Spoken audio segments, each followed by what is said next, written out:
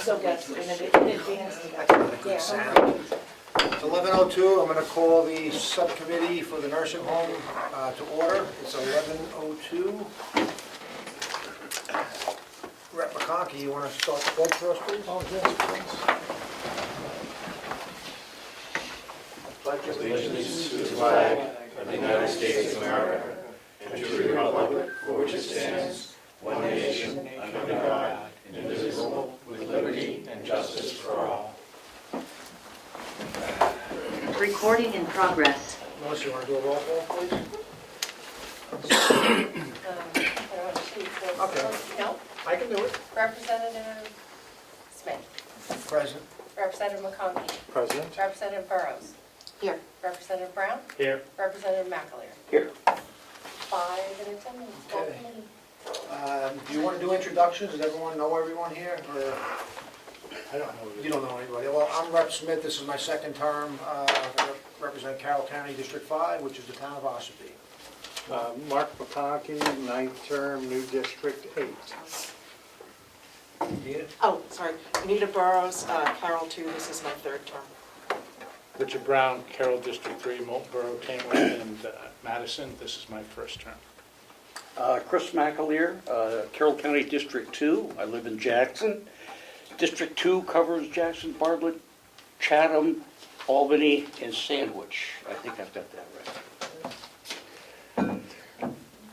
We know who you two are. Yeah, everybody knows us, so, but go to those guys. You know who they are. I'm Dee Brown, I'm the nursing home administrator, going on my second year. Paula Coates, Director of Finance at the nursing home, 34 years. Wow. Bob Murray, Carroll County Maintenance Director, 12 years. All right, now we know everyone, we're gonna get to business. So everyone has their budget sheet in front of them, I assume. We'll start out with the MVC administration. Deirdre, when you're ready. First, I want to just say overall that I think that the budget that we're presenting is a rather lean one. If you notice that our overall budget increase will be about 1.16 prior to any adjustments we may be making with union pay and things like that. But even if we anticipate a larger increase for staff, we're still running at under about a 3.3 increase. So I think that given the current time with uncertainties, staffing and otherwise, it's a pretty straightforward budget. We're starting off looking at Mountain View administration numbers. I think right off the bat, the two things that I would point out that we were not involved in, which were some changes to our basically overtime and salary line items. Agency, most importantly, was amended and changed, and that's more or less in nursing, which we'll talk about. But we were reduced slightly in our salary, and I'm not quite sure if that's administration, if that's the admin. It shows it here though. Yeah, I have it going up 334,000 to 349. You have the same sheet? What's that? Oh, that's from our department, so they're looking at this. Oh, they want the main one. Oh, I was gonna go through the whole thing. No. But yes, we have a That slight one. increase on that one, so, but overall, I've seen through each one of these that we've been very consistent, very similar in our expenses. Any expenses that we have a little bit of what people would want to call a cushion is really some uncertainties that we have with the economy right now, and those are the things that we look at. The cost of fuel, the cost of food, the cost of things that we can't control. But pretty straightforward. A lot of this is COVID, like for example, .017, education and conferences. It shows that we have not spent a significant portion, but a lot of these things haven't been paid because we haven't been able to be out and attend conferences. So I wouldn't want to eliminate those because we're going to have to catch up, as we all have to maintain so many CEUs every year to keep going. So that's not anywhere we would want to be cutting back on that. So just a couple of quick Sure. things, a couple of big numbers. The medical insurance went down Yes. quite a bit, I see. Yes. 130-something thousand. That's correct. We Is have that an- due to staffing changes, reductions, or? It's probably low staff aren't accepting it. We have a new healthcare plan, so some of us are on that. I don't think that is reflective of such a large number, but we do have a lot of open positions because we are extremely short-staffed right now. So as I go through this, most of these lines are small and self-explanatory, but can you explain what the MQIP bed tax is to especially the new members? So we have a better It's a good understanding question. of it? So quarterly, we submit to the state for MQIP, and on that MQIP, we have to pay a tax. It's called the bed tax. It's a 5.5%, I think. So we put our revenues in, and then it calculates the bed tax, and that's what we have to pay back to the state. So we receive MQIP in the revenue line, Right. and then we pay out the tax for that MQIP in this line here. And that's the number, based on the number of beds. It's based on revenue, so I do revenue for the quarter, and the tax is based off the revenue from. Excuse me, Mr. Chairman. Sure. So is that based on the actual occupancy at the time of the total number of beds that are available? Well, they don't use bed days, so it's all revenue based from private pays, Medicaid residents. So it's a total of all days or all revenues we receive from therapies. So it's a multitude of, but it's all your So revenues it's all revenues. for room and care, yes, for residents.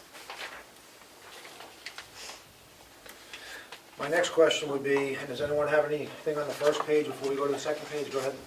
Okay, so we're talking about the overtime and, I guess this is on the front page too, the agency reductions, supervisors by 80K, overtime reduced by 97K, and the agency reduced by 67K, plus lost somebody who was responsible for all the regulatory issues. Can you tell us how you can function, how the nursing can function with all these reductions, plus I assume they had to take on the responsibilities, regulatory responsibilities? What? We're focusing on this page. I am too. Is that on this? The next No, page is he's- on nursing. He's saying administration, he's looking at just administration We're right just on the now. administration page. Okay, right so I'm on the now. wrong page. Yeah. Right. We're headed that way. Yeah, we're gonna get there. Okay, Yeah, I'm sorry. So Okay. we're just finishing up the administration page. okay, Yeah, sorry, so sorry. that's all right. So we'll turn it to the second page, and I just, the software department, obviously, it looks like that's something that's been moved in, I guess, as part of the whole restructuring. Yes, from IT. So IT anything that relates to the nursing home, point of care, Relias, those kind of things are now in our budget, because they're all nursing home related. Okay. Overall, the budget's pretty much flat. Yes, very much so. generally speaking. Any questions on this before we move on, or? Yeah. Go ahead. So again, this is administration. Yep. Okay, so I guess my question is, given that we're projected to do 6.6% in inflation, how can these costs remain static? I mean, aren't there any things like office supplies, just looking at some of these, aren't they gonna go up? What we have done is we have contracted bids and things with a lot of our services, and so our contracts last more than 1 Okay. year. And then also what we've done too is on some of those is we put it back out to bid. We constantly try to do that every year, every 2 years, just to keep the pencil sharp and see if we're missing out on some deals. So what we've also done is picked up a couple other smaller companies that may be beneficial to us. For example, photocopy paper. We went out and happened to have found someone who can provide that to us much less. So we added that contract to our service just for photo paper because of the cost. And so we're constantly looking at those prices, and then if we can find it somewhere else, we will make sure that we go in that direction. So Thank you so much. you're very welcome. Any other questions before we move on? I wonder if somebody could just give me a background on the nursing home. When was it started? I don't really know anything about it, and I'd like to have a little, I'm not sure this is the place to do that, though. well, we're discussing them, You want to know the history of the nursing home? a little bit of the history and what kind of people can get in there. You want to ask the Yeah, person's been there sure. for 5 years? Yeah, I'm gonna defer to Wanna the give a person who quick- was born and raised in it, so. I want to say that building was built in the 60s, the old building, and then we built a new building in 2011. It's for any residents of Carroll County and outside of Carroll County. We do have a waiting list. We have, the majority of our residents are Medicaid residents, state assistants. We do have a good chunk of private pay residents. What does a private pay resident pay? $410 a day, plus ancillaries. So they pay for their own pharmacy bill, they pay for any Chuck's attends, depends that they use, and if they don't have insurance, they would pay for their therapy services. I think the most important thing is that part of a county nursing facility is we want to take care of the people of this county. And whether they've moved away and are coming back, we get a lot of calls for people who want to return to the area and come to Mountain View. So we are one who will look at people of the county before looking elsewhere. And depending on what their situations are, try to work with them and accommodate getting them in, either private pay, skilled, if they're at a hospital stay, getting them to us after that. So we really try to focus on the county residents. It always has been a county-run facility? Go ahead. Get point of order. I'm sorry, but I don't see this relevant to what we're here for I was today. just giving a little latitude so Okay. he can understand the process, but you are correct, it's not. I would be more than happy if you wanted to come over, I'll give you a tour and show Well, you around. that's all right, I just, I thought it'd be good to know something about what we're talking about. Well, I think, if I may. Go ahead, 30 seconds. At the county jail, there used to be a poorhouse, way back in the day. How many generations ago, I don't know. Yeah. And, My generation. Even before you, yeah, it used to be before called, you. it used to be called a poorhouse. And they built this old nursing home in 1968 to replace the poorhouse. And like Paula said, 2011, we built a new nursing home. So county jail, county nursing home has been historically here for generations. All right, Okay, thank you very much. thank you. Okay, we're gonna move on to the dietary for the nursing home, 4412. You wanna hit on any main points that you have before we get into questions, or? I think this is a pretty straightforward Yeah. department. The Okay. budget seems pretty stable. I see they reduced overtime, I mean, that's gonna be adequate, I would imagine? From 14,000 to 7,000? Yeah, we didn't, so we had to do some line item transfers into that. For last year, hopefully we can recruit some newer people. I just don't think he's as short-staffed as he had been in the past, so hopefully getting some newer people in there, we won't have to utilize as much. But if he did, he would have that in his salary line for us to transfer over to, due to the vacant position, so it would be available. One of the things that's the most challenging is that being so short-staffed, you have to pay for it somewhere, and a lot of the times is overtime and agency staff, unfortunately, in nursing. I mean, a big issue is food, I mean, your food line is flat, I assume it's because you have it locked in, contractual? We or- have many contracts in our Yeah. kitchen, yes. Excuse me. Any questions from members? Go ahead. Neil. Just a quick question, what is the consultant under dietary? That is a nutritionist that comes in and reviews our menus and such and gives recommendations. Okay, thank you.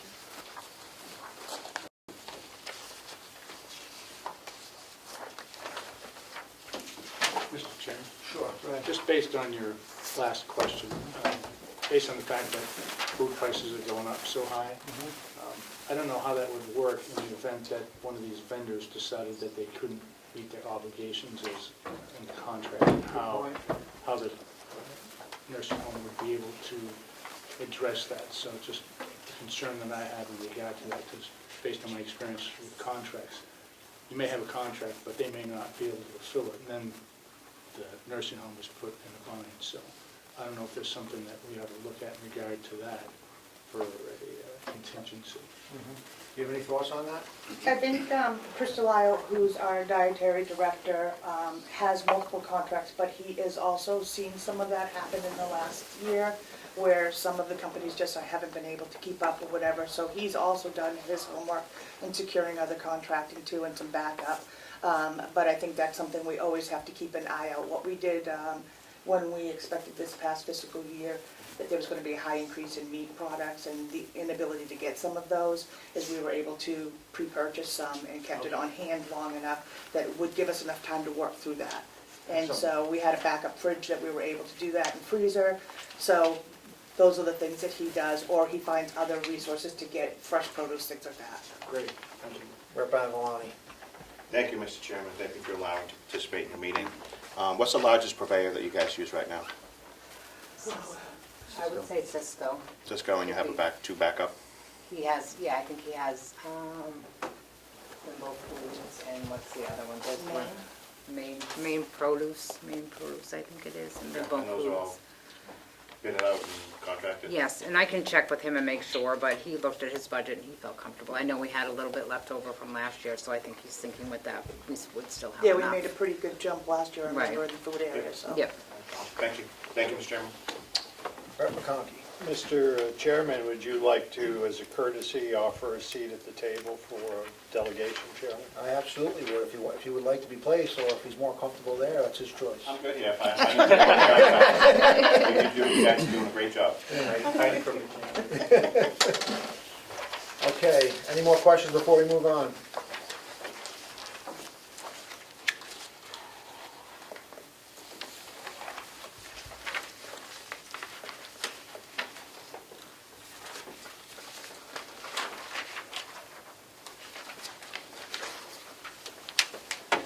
No questions? We're gonna move on to the MVC facility at 4414.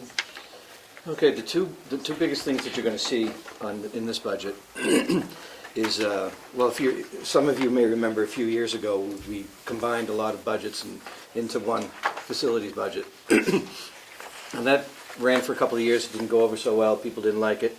So this year we spent a great amount of effort pulling that apart. So some of the numbers that you see have disappeared, some have been added. Some of the numbers have been moved to other departments, respectively, where they belong.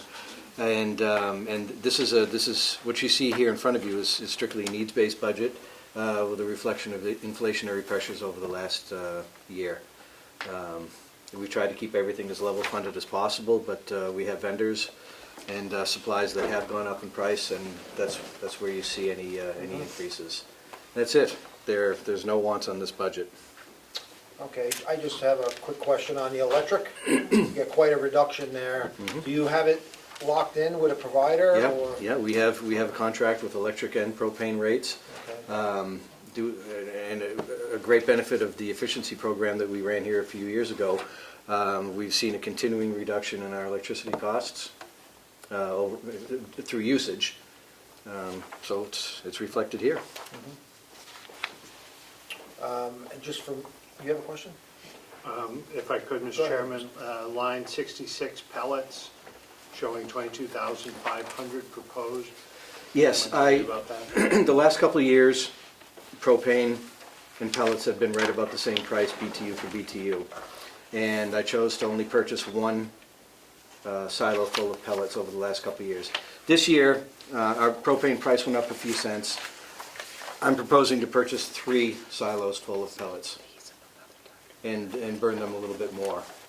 Not entirely using pellets, but I want to burn a couple more silos full. That's all.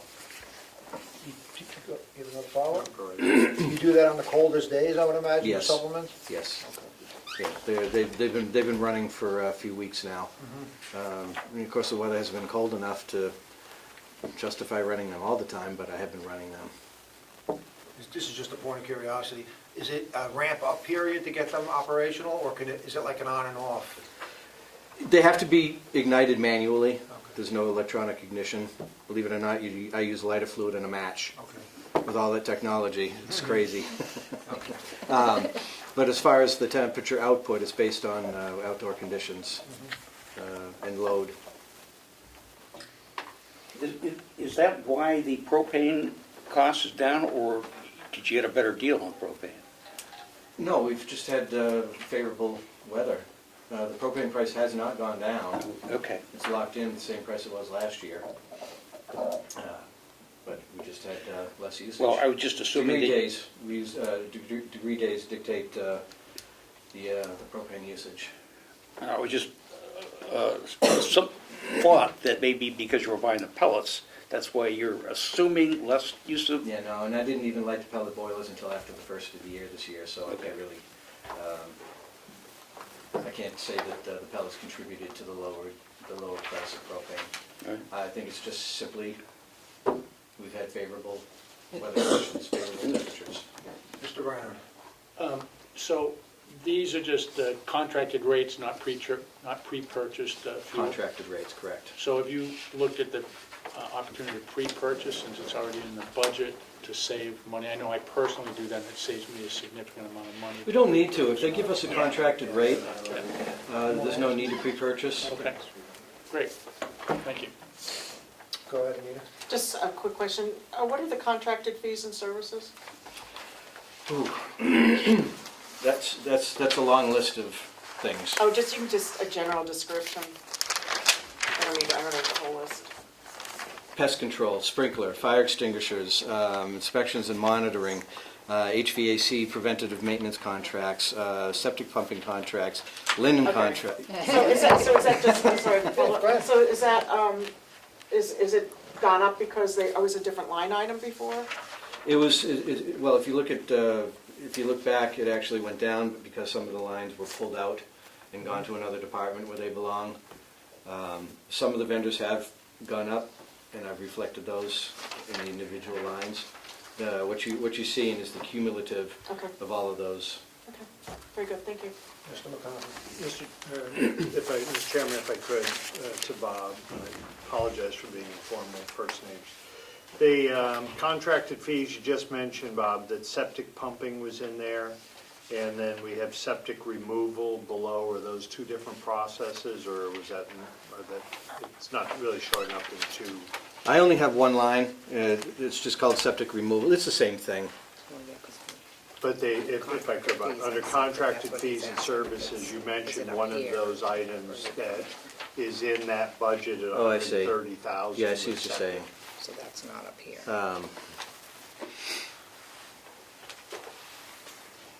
If you can get back to us on that. Yeah, I can do that. Okay.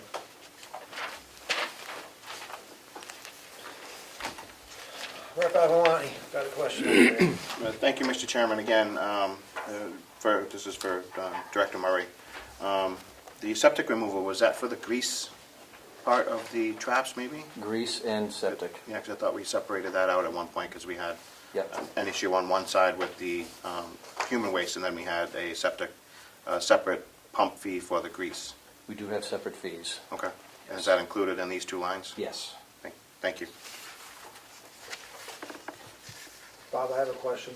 The care of grounds has jumped from 4594 to 20,000.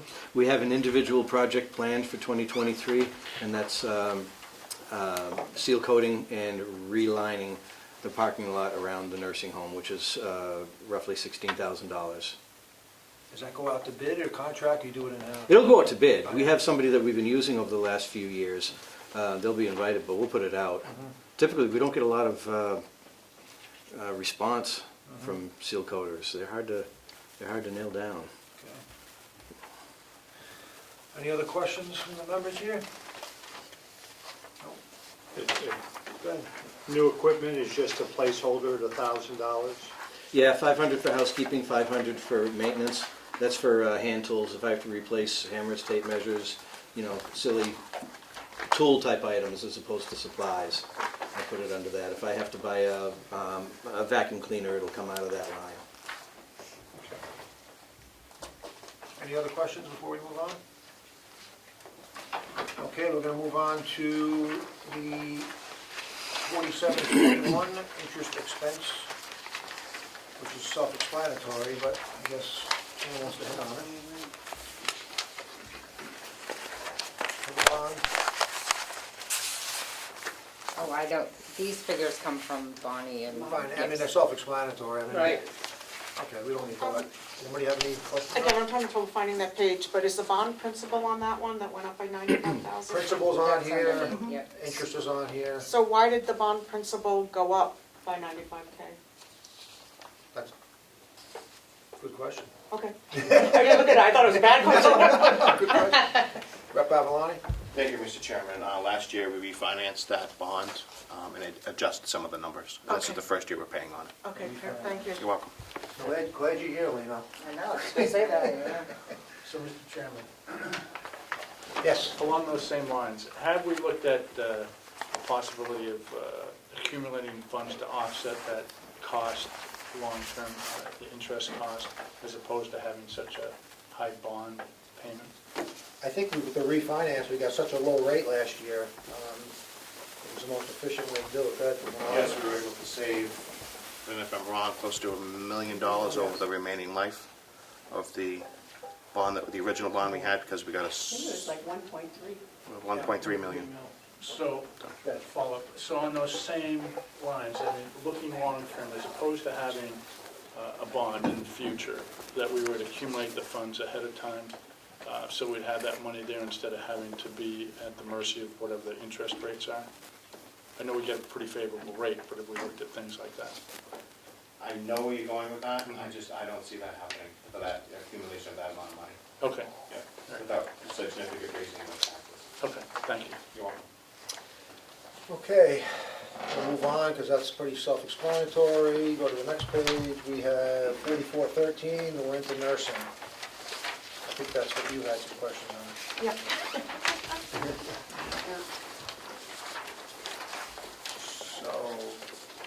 So, you want to hit on anything important, or? I think the two things that we really have that stand out in the 4413 nursing line is our overtime was reduced, as well as our agency staff was basically eliminated. And this was done not in our presentation, but afterwards, and I have some concerns regarding, first off, the agency staff, the .023 line item, with it being dropped down to $1. I have 7 agency staff right now, so a $1 won't cover the payment for my agency staff. So just elaborate for the new members, and you're Sure. going to ask I- them, explain the agency staff. Sure. Well, I understand Yeah. that, but so, before that, because I'm sure this Sure. ties in. Yeah. So my question is, I've had a couple constituents ask about this because they have family members on the waiting list.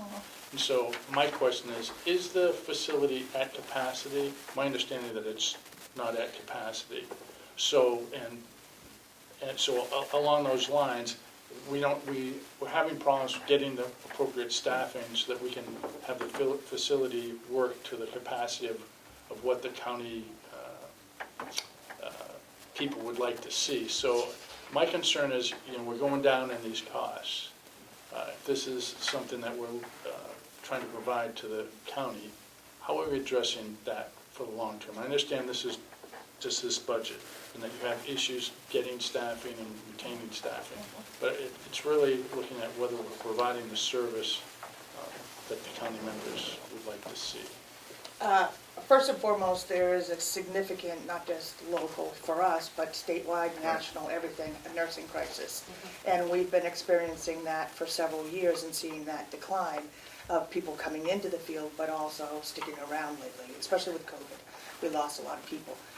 Having said that, we have hit probably one of the lowest staffing points that I've seen in a couple places I've worked. So we're in a situation where we're not able to pay, at this point in time, a competitive wage to keep them or to bring them in. And that's where we're seeing the greatest challenge.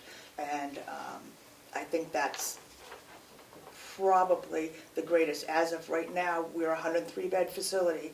We have 94 in placement now. Well, we're 93, we have one coming. And we've been holding right around 93 just because of the staffing issue. So along that, No, go so ahead.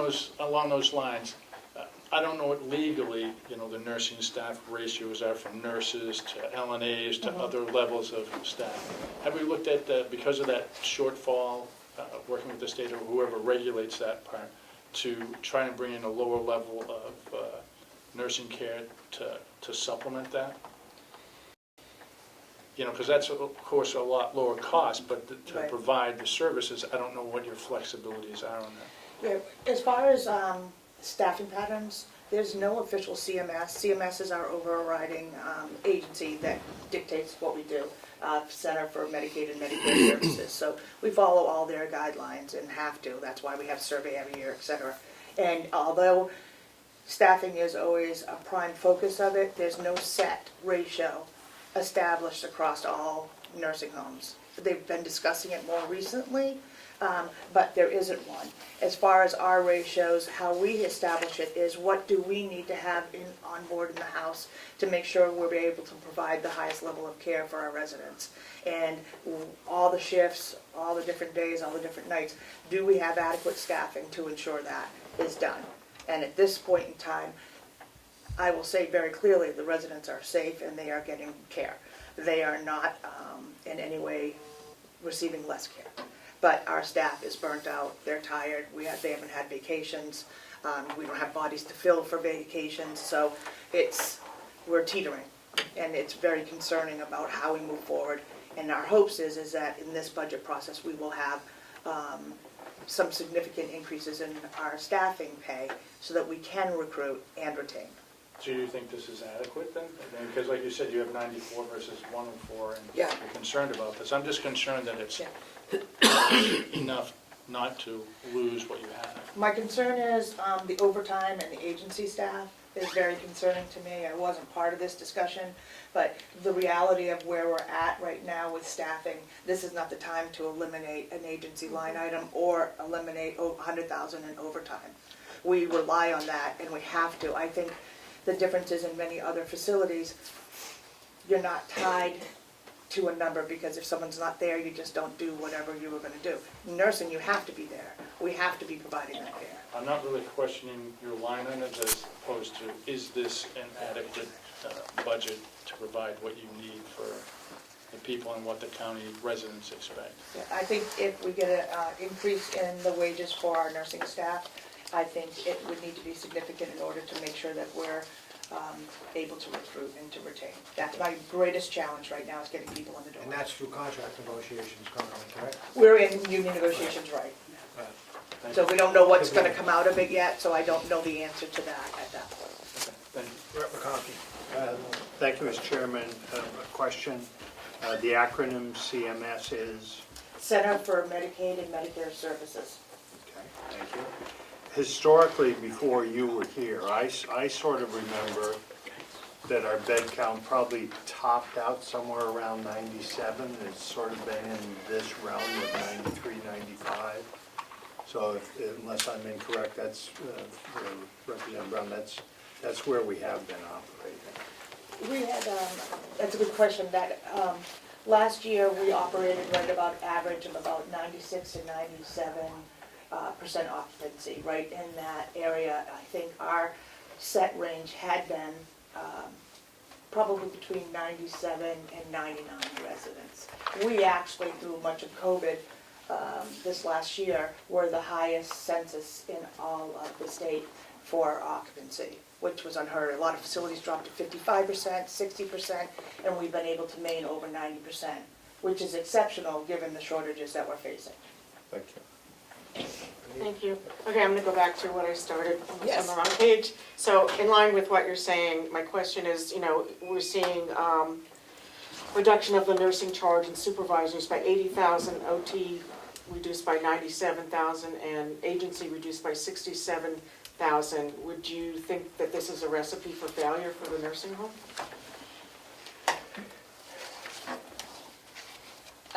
I wouldn't say it's a recipe for failure. I would say that it's a constraint that may not be reasonable on our end because we have to fund that. So I don't think, the overtime and agency staff, I think, is a significant issue for me. In order for me to be able to put the staff in place, I need to have that money as a backup. It's not our first choice. Yeah. It's not even our second, third, and fourth. Agency staff predominantly costs us 3 to 1. So if whatever I have to pay for one of our LNAs, if I get an agency, it's 3 times as great. I feel we should be investing that money into the staff instead of, putting it into agency where we're paying 3 times as much for each position.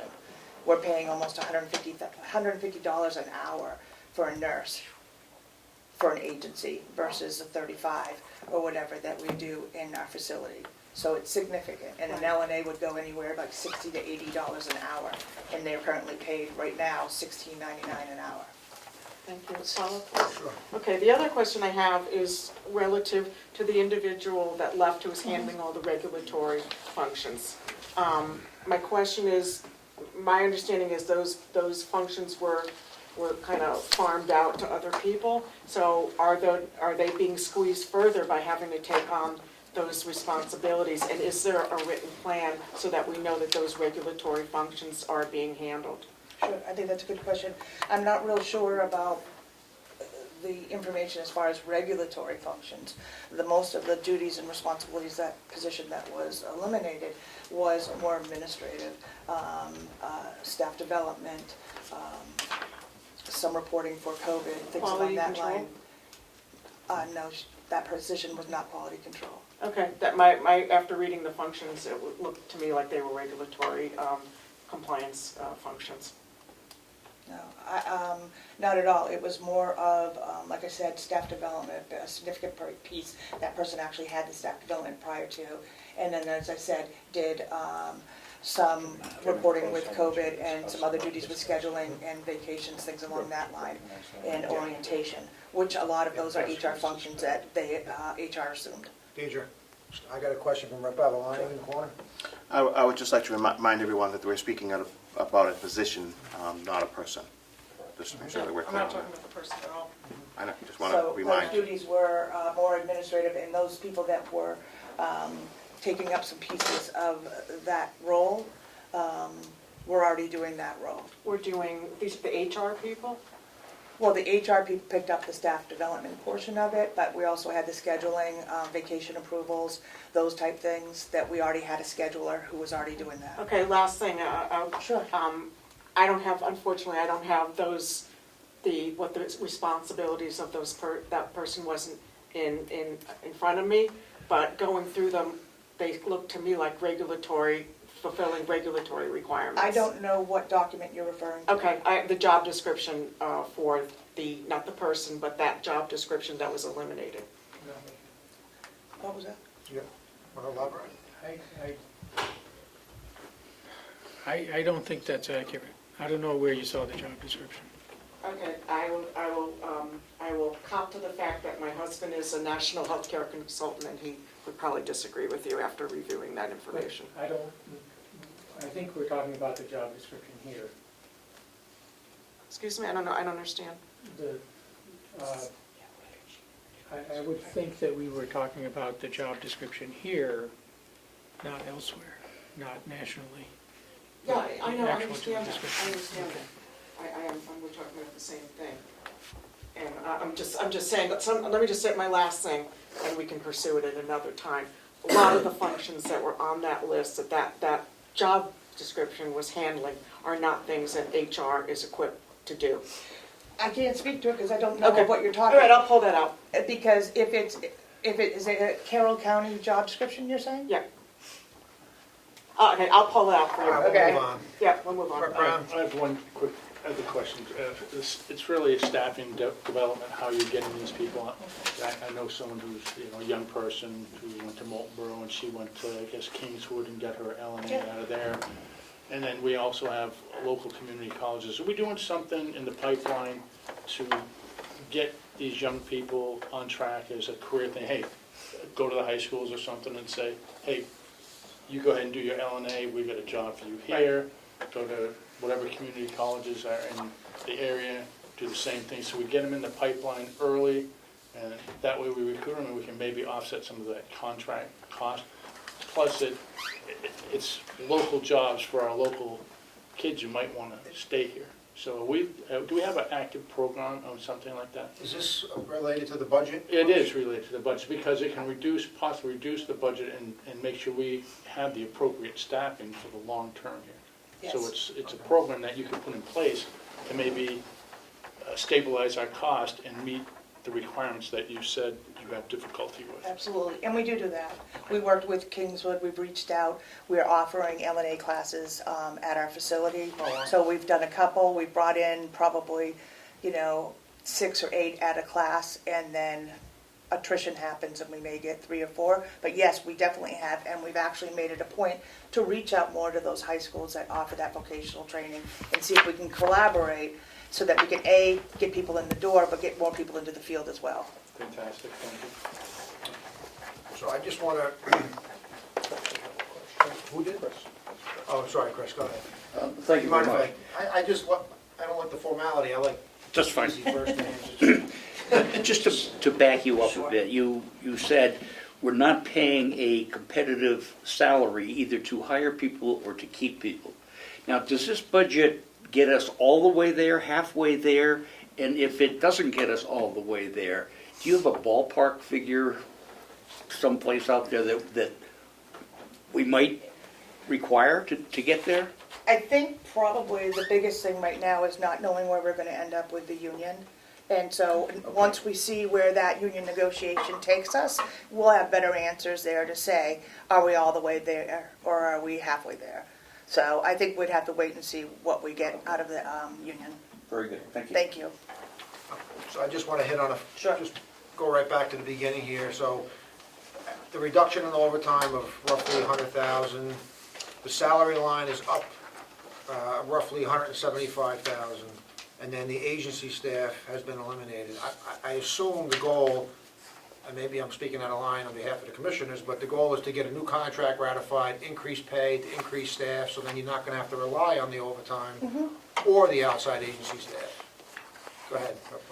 So, Commissioner just Platt. by way of background, last year we entered a new contract, but we did a one-year contract. We came off a 3-year contract, so we had been done 4 years ago. We were significantly under market at the time. We gave the biggest raise ever given to the union a year ago. It's the biggest raise they've ever gotten in the history of the county. Now we're doing it again, but we're in negotiations. We don't know where it's going to end. I'd rather not talk about it because we're really not supposed to. It's part of the negotiation process. I can tell you we've already offered a bigger raise.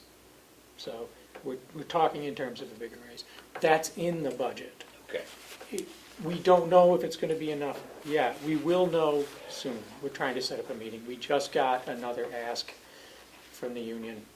It went to the staff, there was a vote, it didn't pass by 4 votes, so now we're kind of trying to figure things out.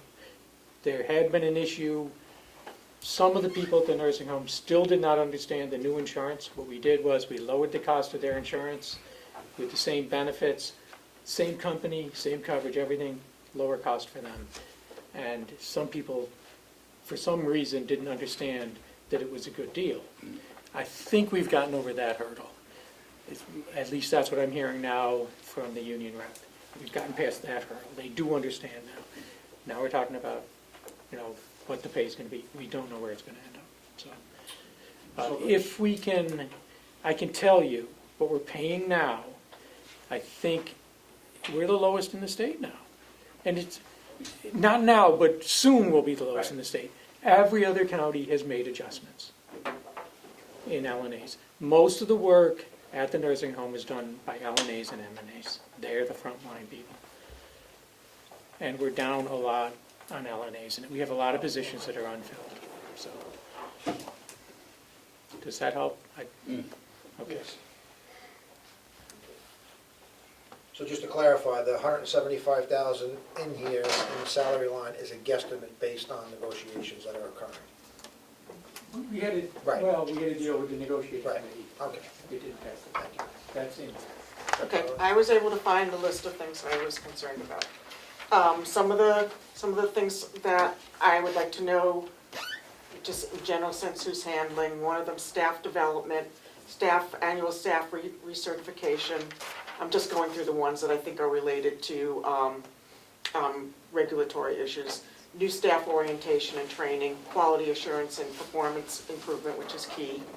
I'm the lead on that, have been since I started 2 years ago. Okay. Survey readiness and compliance, COVID vaccination and ongoing testing, family liaison, and licensed nursing assistant care instructor. Okay, say the first one. First one was staff development. Okay, that's been assumed by HR, that's HR function. How can HR do staff development when they're not clinically trained? Because we have a system set up where we have a March Madness and we also have a competency training that's already in place that we do annually. And that's in conjunction with the DON's position. And so we have that already set up that we do annually. Okay, but if somebody, let's say you have a new hire, they have to be trained in your own procedures, yes? We have mentoring that we do, and we also have the DON does the initial competency trainings, and we also have infection control that's involved in it. Everyone plays a piece in that orientation to give them the skills that they need. So there's a kind of a round robin. When they get the tour, when they come on the duty, they have a whole set pattern of training and orientation. Okay, this is my last question. Because I can answer all those if you want to go through the No, list. no, no, here's my last question. I assume that you're not assuming all of these, correct? I do not assume all of those. Okay. I took over quality assurance when I came on board. Okay. And the other duties are already in place with infection control handles a big portion of what you're saying. And then the staff development portion, like hiring, orientation, the communication process, all those things are set up through HR. Okay, but again, my last question is this, are any of these functions on here being assumed by nurses, existing nurses?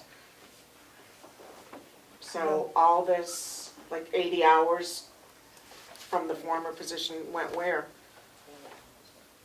From the 80 out, it got broken up, most of it was done, as I mentioned, HR function. I have been, I know you're smiling at me, so you got a question. No, I'm sorry, I was trying to keep my poker straight face, but I'm just, and I'll drop it after this, but I guess I find it hard to believe that you've got an overworked nursing staff, you have HR that are not versed in clinical matters, and all these things are, they're just, just kind of went to other people without stretching the nursing staff further, and I question HR doing a lot of the things on this list, and I will leave it at that for now. Rep McConkey has a question. Thank you. For the representative, is the list that you're reading, was that the list that was for the previous position? Yes. Those are, Yes. right. So Dave, if I could, so when that position was removed, is it fair to say, in your opinion, that those responsibilities have now been moved to other personnel? Yes, Thank you. And you're comfortable with that? yes. Okay. Commissioner Flash. I just had a point of clarification.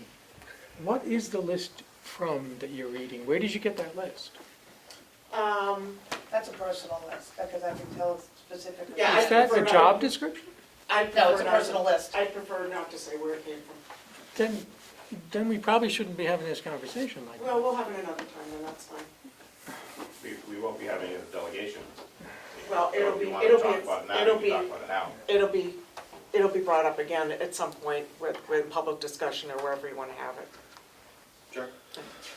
Okay. Excuse me, Go ahead. I would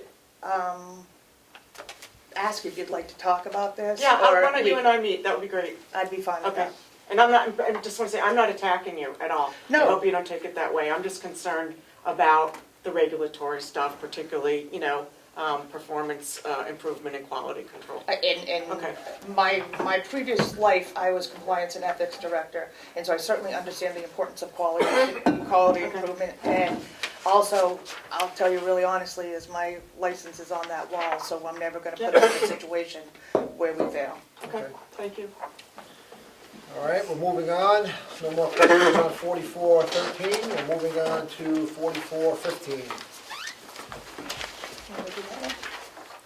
The next piece.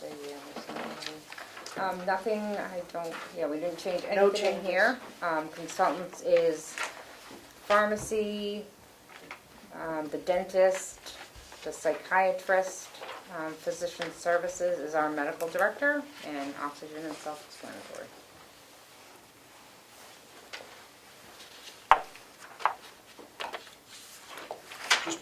I'm sorry, can you just explain what the consultants were again? Dentist, we pay a monthly fee for the dentist. Okay.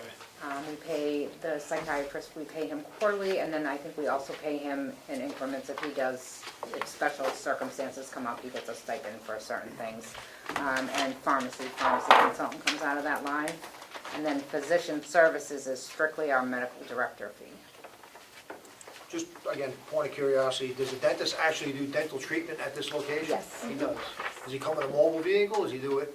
He has his own vehicle and his own little bag and. Yes, we have an I'll office go in outside. Yeah, we the have an building office. that he uses. Okay, interesting.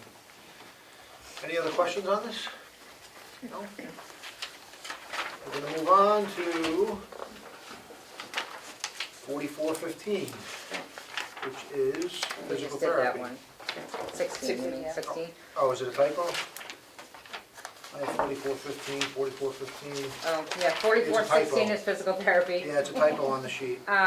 So that's pretty much tied to revenue. The expenses for skilled and Part B are tied to the revenue side, so if any changes over here would mean changes over there. Supplies is basic supplies, if they need cushions or splints or any type of therapy supply, that's where that would come. And then equipment repair and maintenance, if they need any of their equipment repaired. Again, supplies, I know it's a small number, but I guess it's, you have a contract for those supplies? They have specific vendors they deal with that do give us the best prices. I think REM is one of them, but we have a few that we've used in the past. Any questions on the physical therapy, 4416? Looks like no questions, we'll move on to 4417. Recreational.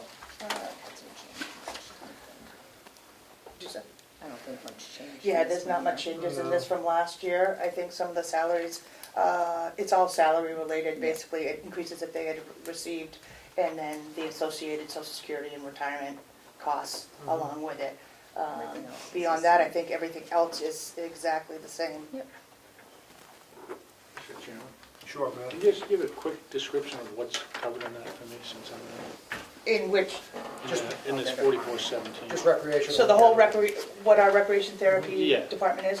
Yeah. Our recreation department is physical, social, and emotional well-being. And so they provide either activities or events, day-to-day activities on every unit, trips, outings, whatever they could do, special holidays, whatever they could do to keep them engaged socially Okay, and good. emotionally. My mom's in a nursing home, so I just want to make sure it's a similar thing. Yeah, Other stuff. and during COVID, they've done more on the unit, so they're there and they're assigned there. So our activities outside of the building have been limited, but they've certainly stepped up internally to keep the residents engaged. Right, thank you. Any other questions on this? 4417 is pretty self-explanatory. Moving on to 4418, social services.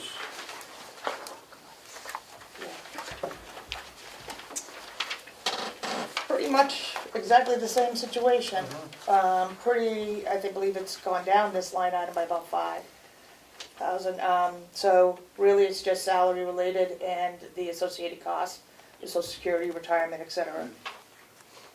Mr. Brown, you got a question? No. No. No? Any questions on My this? poker face. Just Representative Havilani over there in the corner. Thank you, Mr. Chairman. For the ambulance skilled, is that a pass-through or is that an actual cost that the nursing home incurred? What line are we in? Where are you? 064? Oh, you're in a different department. I thought we were still on the other one. We're on Social 4418, social services. Yeah, we're on social services. That's why I was Not confused as special, to what you... social. But now we know what your question's gonna Right, be. It's gotta be my accent. All right, no more questions on social services, then we'll move on to special services. 4419. So that is all, also therapy in regards to our skilled residents, so any changes here would mean changes in revenue, speech, occupational therapy, labs, radiology, ambulance. And that's incurred if we have someone that we have to transport that's skilled from our facility to an appointment or anything, so we never know what that cost may be. It all depends if they need that service or not. Okay. And are we being, follow up, Mr. Chairman? Sure. Are we reimbursed for that or is that just an actual cost? It's just an actual cost. Thank you. So there's some reductions, I see speech therapy's down, skilled Part B, and occupational therapy. Yes, and those are all actually down in the revenue side too, so. Okay, Quick question on that. sure. So those are based on the current residents that you have, based on what their needs are, you know what to put in there for that, right? Exactly. Well, we go with what basically our population census is Right. based on our skill, or our people who are requiring those services, absolutely, totally tied right to the revenue Right to stream. the individuals, so you Yep. know what you're estimating based on that. Thank you.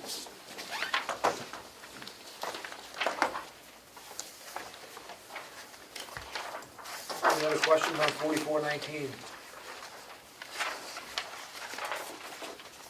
That's all the sheets. We're gonna go to revenues. Everybody have their revenue sheet?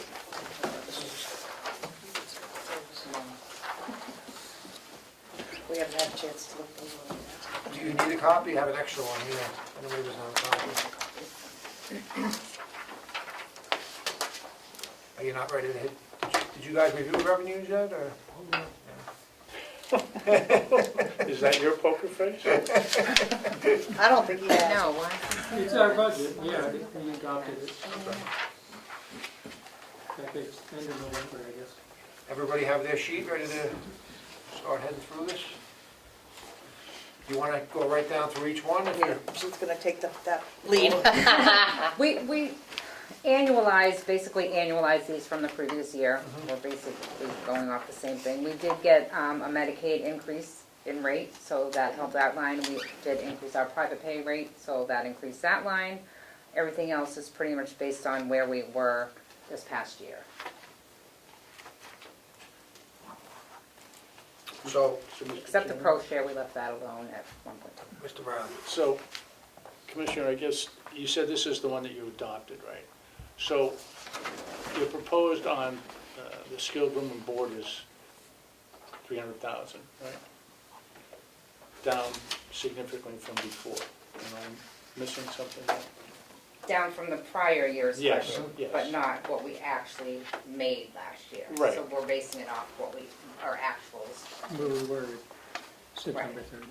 right, the first line, it was an estimate. Right. Right.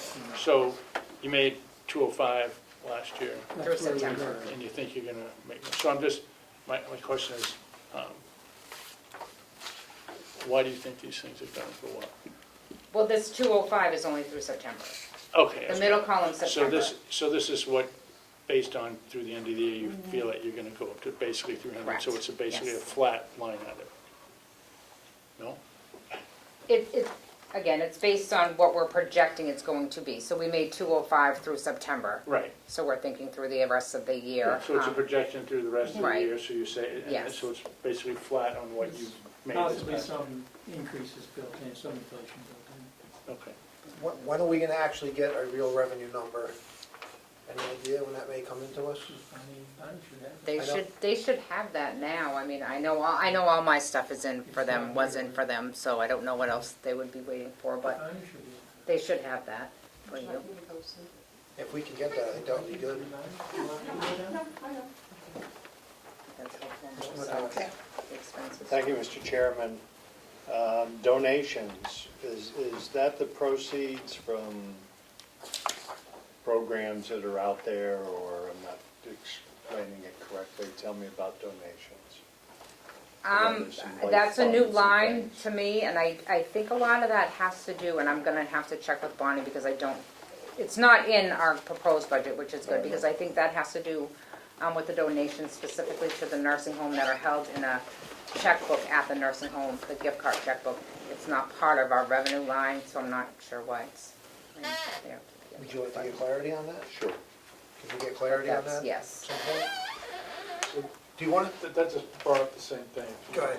So, Oh, gift you were cards. waiting, correct. No, go ahead. I missed you. Go ahead, Chris. All right, I'm just gonna ask you, you told me what a private person pays. What does Medicaid pay on a daily basis? Right now, it's 200, I believe it's 211 and change. It just went up in January. 210 Per day. or 211 per day. Yes. Okay, thank you. Go ahead, Okay, Mr. so 10,500 and whatever dollars in a gift card program, I don't understand. So we get donations from family members, and it goes into, they donate specifically for the residents' use for the funds. It's always been controlled in a checkbook. So if they go on a field trip or something? do they get that? Well, it's for extra special things that we wouldn't, they could use it for a field trip, they use it Festival of Trees, we have to pay so much to have our tree in the festival, and we take the residents to that, we'll use it for that. It doesn't get a ton of use.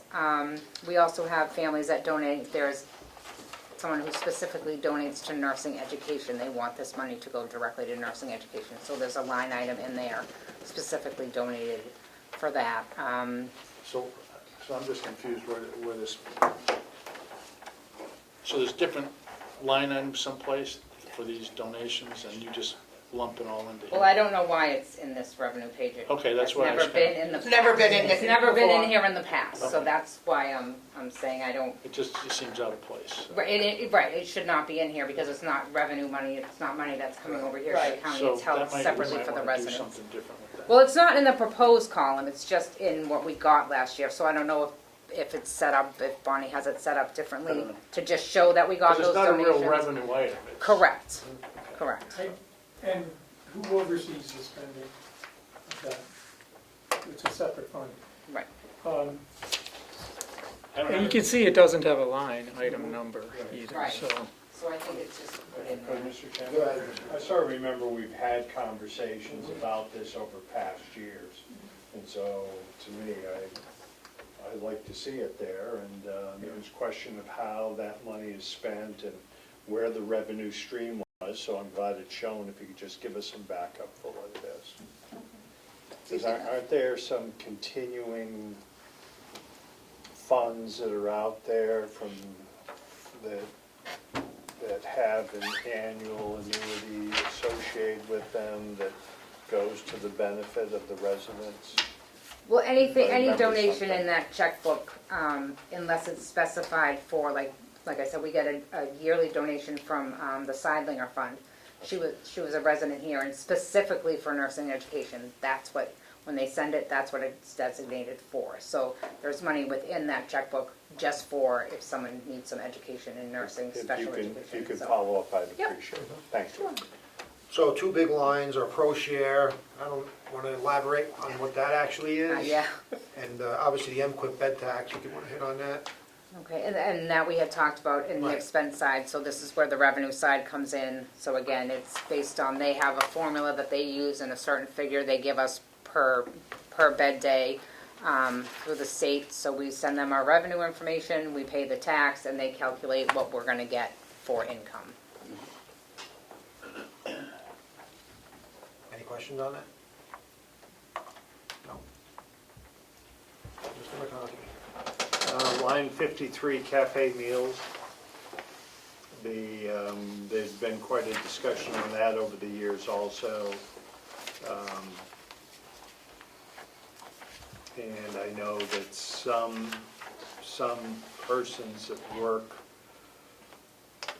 for the facility have certain meals that are taken care of as part of their contract.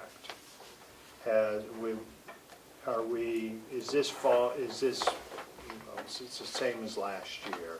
Right. We had talked a number of years ago that there probably, if I could refer to Representative Avalani, that possibly there wasn't enough money being generated, but this is the same number as last year. Because of COVID, shutting down, with the COVID. Yes. Right, we don't We have- had to shut down the cafe to Right. outside people, so that would certainly limit it. We usually have a large group from the county that will come over and You get the no meals. longer can do We that? can't do that, especially when we're in outbreak status, where Okay. people can't come into our facility. Thank you, Frank. You're welcome. Representative Avalani has a question. Rep. Avalani. Thank you. Given the reduction in revenue, has there been a reduction in the workforce because of less persons served? Oh, when just the cafe meals? Right. I mean, it could contribute to it. Right. And it all depends what people might be Yeah. just purchasing, getting the free meal instead of buying something due to their circumstances too. Like employees might not be buying as much in the cafe. If they can't eat, their expenses on their outside home lives went up, they're not gonna purchase meals at the cafe if they can bring their own meal or we do have one free meal per day for the employees, so they can also get that. I thought we did away with that. They get lunch. Thank you. Whatever the meal of the day is, that's the option for the staff, or they can order out of the cafe for something different, but we provide one selection to them to have a meal. Thank you. Thank you, Mr. Chairman. Any other questions on the revenues before we wait for the actual numbers to come up? We'll take a 5-minute recess. Take a bathroom break. So three more on this. Well, let's wait and see when the revenues come back. Oh, we're getting it, okay. Yeah, great. she went to get, but you can take a 5-minute recess. And then Perfect. we'll come back. 1206. 1215. Okay, we're gonna reconvene the meeting from the recess. Everyone should have their revenue sheets in front of them if you want to review it. You mean magnifying glass? I know, that's what I said, and I have my glasses on, I still can't see. I wear glasses, I can see it. So can you? Sure, go ahead. So you can just tell us how it changed? Is it where we said it was gonna be, basically? From last year's, Yeah, we made more than we anticipated. The bulk of that, if you look, is in the MQuip and the ProShare line. That's where the increase So that's 13 versus the 12. versus the 11, yep. Okay. But that one, I don't, the ProShare and the MQuip is a variable, like, we never know. Well, we never know with any of these really what we're gonna get, but I think that's our biggest variable, because we don't have control of that. Right. So just a quick follow-up. Go ahead. So when we make more revenue, how does that affect the overall cost of the county then? Because you already have a budget, we made more revenue than we anticipated. How do we deal with the total change? Well, I think that would be a Bonnie. Mr. Avelino? I mean, it goes back into the Avalon. general So glad fund, you're here. but Excuse me. Thank you, Mr. Chairman. What happens with that is it goes into the undesignated fund if there's a overage of revenue or everything, and then we would look at that and then send that back to the taxpayers That's what I wanted to hear. through a Thank you reduction very- through a reduction in the overall budget. Thank you, that's what I wanted to hear. Thank You're you. welcome. Paula, can I just ask a point of clarity here? So the budget sheet you just gave us came in at $11,791,551 for revenue as of 12/31. that was the budgeted figure. The year-to-date column's the one right in Oh, front I'm of that. sorry. Yeah, it's, I did the same thing when I first started, I'm like, My mistake, okay. it's okay. There you go. Even the rookie stuff. Yeah, it happens. He's got his glasses on. Yeah, right. I don't ever assume, and I assume when I look at the line. That's funny. Go ahead. Just to comment on it first there. We did a lot better than planned because of some significant changes that were put in place in our finance office. We're recapturing more now. And this looks back, though, from the to the previous year. We should do I don't want to inflate the ProShare. The other thing is, ProShare is our proportionate share, and it's affected by what happens at the other nursing homes in the state. So when they have a lower bed count, when they're at 50 to 60%, that helps us because we're over 90%. It's real hard to predict ProShare. So. I think that's what it is. Yeah, my view is I'd rather have conservative revenues than, because if you overshoot and you come in short, it hurts. So. Any more questions on the revenues? Rep. Avaloni? Thank you, Mr. Chairman. Given our reduction or average daily census, is the bed tax going to be reduced, or do you think it will stay the same? I mean, I guess that all depends on what we have for Medicaid days, too. Depends on where the reduction in census is. Is it skilled, is it Medicaid, or is it private? Thank you. We hold pretty steady with our Medicaid. Yeah, you got a good, I Residents. think We have a we've good worked on that ratio. mix and I think it's working. Thank you. Rep. Brown? Sorry I have so many questions. That's but all it good. says I'm new. So, based on the representative's previous comment, what is our planned level of residents? Because that does affect our reimbursements and everything else. But what's the planned level, and what are we at, and what do we plan on for next year? As far as the numbers go, as far as Yes. the occupancy? Yes. Well, clearly, I mean, it's my intention to try to be back where we were, which is back around an average of 97 or 98 residents. We do have the referrals, we do have a significant and hardy wait list. Right. What we've had to do because of staffing is hand select more of the people who are more unstable, maybe in their home, being cared by a loved one or et cetera, and try to focus on their needs before we go and take a resident, say, from another facility, because we know that they're safe and set at a facility. Excellent. So right now, while we're trying to choose them, we're choosing them based on what their needs are and what we can provide to our county, so. All right, great. But it would be our intention, as soon as we can get our staffing up, is to be fully, we could be full easily, So what number is that? 103. 103. Okay, thank you. Rep. Avalon, question?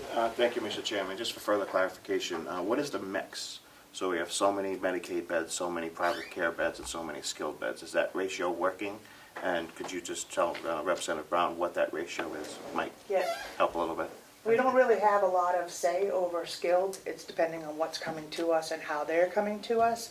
Our private pay is probably one of the strongest, most consistent, which is huge for any facility. We're averaging about 25% of our census is private pay, which is a significant bump for us because of the difference in the Medicaid rate versus the private pay rate. So keeping that at 25% is critical, because then it helps us also then offset some of those waves where we may not get skilled residents in for a while, or we may have more Medicaid. So I think that's what it is. Between that, we kind of, I don't know, what do you think our average is between the two of skilled and Medicaid's remote? usually around 65, 66, and we try to do 10% skilled, so we don't always have the 10% skilled, but that would bring our Medicaid, our private pay up. So that's usually right in the 60s for Medicaid, and like you said, right around 25, if not a few more. It goes up and down with the privates, but it usually stays pretty close to 25. Great, thank you. Yeah, the facility's a great draw for private pay individuals because it gives them everything that they want in a very, I would say, an amazing setting that provides the level of care, but also gives them the accommodations that they need and want. So we're lucky in that sense that we have that private pay base. Thank you. Thank you.